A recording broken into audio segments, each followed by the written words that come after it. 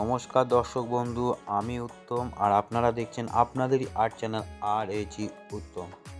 আমি আজ নিয়ে চলে এসেছি একটি গাই ও বলদের মূর্তি, যা পরবর্তীকালে ফাইবার কাস্টিং করা হবে।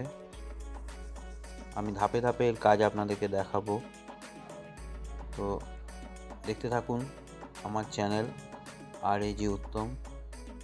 যারা নতুন তারা অতি অবশ্যই আমার চ্যানেলটিকে করে ফেলবেন সাবস্ক্রাইব, আর লাইক ও কমেন্ট করতে ভুলবেন না।